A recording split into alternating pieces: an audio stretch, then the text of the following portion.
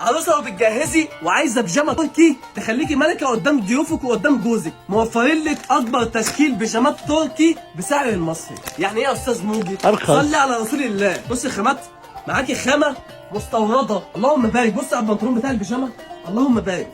ومعاكي البادي بتاع البيجامه، اللهم صل على رسول الله. بنقول لك بكره في ارض المنصوره، بكره في مول الموج للسعاده، موفرين لك 3500 بيجامه تركي بسعر المصري. ليه؟ ليه؟ بقول لك 3500 قطعه بكره بادئين من 250، اقصى سعر فيهم 350 جنيه. ليه؟ قطعه زي دي بتتباع بكام بره؟ بكام؟ 1500 1800. واسالي على البيجامات التركي بره، انا مش بقول كلام وبجود وخلاص. اللي بتلبس التركي ده اسعاره بره بيتباع ب 1500 1800 1000 جنيه. بقول لك بكره كشاتك بادئه من 250 وبيجاماتك 300 350 جنيه. ليه؟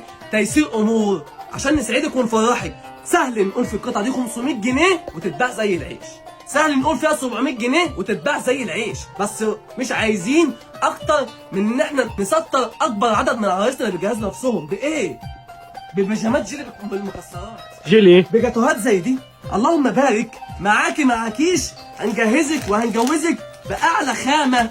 بنجيب لك شغل خامات مستورده، اعلى خامه على مستوى العالم. بص القطعه عامله ازاي، اللهم صل على سيدنا النبي. بص بص بص جوانب القطعه، بص التطريز، اللهم صل على رسول الله. شغل يشرف. ملوك السعاده هدفهم ان هم يجيبوا لك خامه كويسه. احنا كل هدفنا ان احنا نجهزك بخامه، نجهزك بجوده، نجهزك بارخص سعر. ما بننافسش تجار ولا بننافس اصحاب محلات، على قد ما بنقدر احنا موجودين عشان نساعد.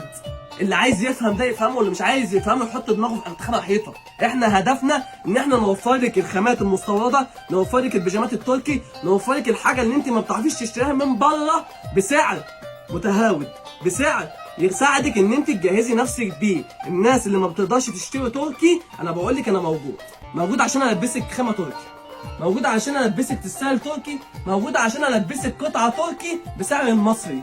عايز ايه؟ ربنا يبارك لك، ربنا يرحم والدك. مش عايزين اكتر من كده. دي تجارتنا. هل هدفنا ان احنا بننزلها سعر عشان ننافس بيها تاجر؟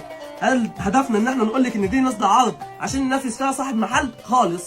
يعلم ربنا ده ما بينه وما بين ربنا ان كل قطعه انا بنزلها بقول يا مسهل فيها لكل عروسه. ما بندخلش الشغل ده عشان موجود جنب المحل اللي جنبنا، ولا بندخله عشان خاطر ننافس ده حد. احنا بنجيبه عشان نقول للي ما معهاش تلبس هتلبسي، للي ما معهاش تشتري هتشتري. بص الجمال، اللهم صل على رسول الله. لما اجيب لك خامه تركي، لما اجيب لك السائل تركي وتقفيل تركي وادولك بسعر المصري، يبقى انا مش عايز اكتر من ايه؟ ان ربنا يتمم لك على خير. مش عايز اكتر ان ايه؟ ان انت ربنا يفرحك. بص البنطلون بتاع البيجامه، اللهم صل على رسول الله. بص البنطلون، اللهم بارك. تعالى بص التفاصيل، بص تقسيمه الجيب. طب تعالى بص الاستيك، بص الخامه من جوه، نظافه القطعه. ايه ده؟ اقسم بالله القطعه بتتكلم.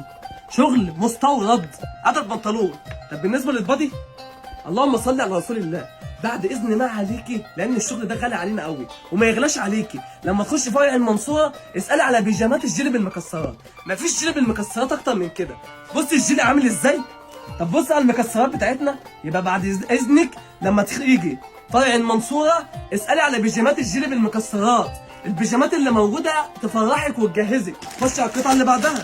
اللهم صل على سيدنا النبي. طب انت جايب لي قطعه وقطعتين عشان تقول لي انا اعمل لك عرض؟ كميات. صلي على رسول الله. انا هدفي تيسير امور. لو انا مش قادر اجيب لك كميه كويسه وكميه حلوه مش هقول لك انا عندي. يبقى احنا بنقول عندك التركي 3500 قطعه، طلع منهم النهارده قد ايه؟ 500 600. بنتكلم في سكه 3000، وبقيه الشغل عندنا 4000 وحاجه، بنتكلم في سكه 7000 ونص. ايه؟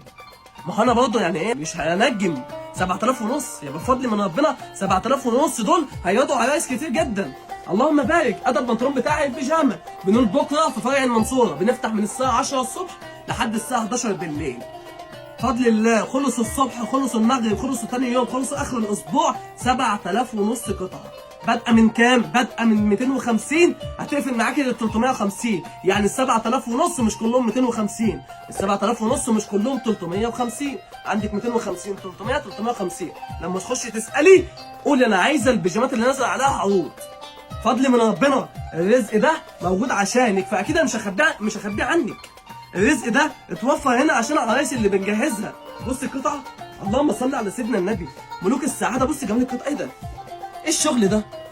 ايوه انت ما بتشوفوش، انا عارف والله. تعالي تعالي تعالي، ابص القطعه اهي، بص البنطلون، تعالى بص على تنفيذ القطعه. انا عارف ان انت ما بتشوفش الشغل ده.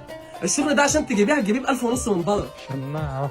حتى على شماعه ويتقال في شعارات. قطعه زي دي تيسير امور، هدفنا نفرحك ونسعدك باجمل خامه. اللهم صل على سيدنا النبي. هدفنا ان انت تيجي تاخدي القطعه وتخرجي من عندنا مبسوطه. بنقول الترك ده موجود عشان نساعد بيه على رئيسنا وبس. نخش على اللي بعده. اللهم صل على رسول الله. ده البنطلون بتاع البيجامه. اللهم صل على سيدنا النبي. بصي البنطلون بتاع البيجامه، وبصي على البادي بتاع البيجامه.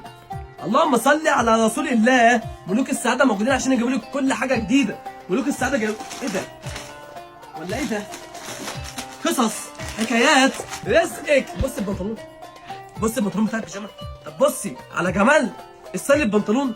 طب ممكن نتفرج على البادي. اللهم صل على سيدنا النبي.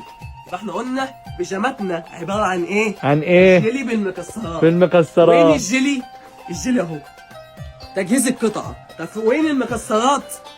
بص الجمال، تعالى تعالى تعالى تعالى، بص الجمال. اللهم صل على سيدنا النبي. ملوك السعاده هدفهم يجيبوا لي خامه وجوده وشغل تركي بأرخص سعر.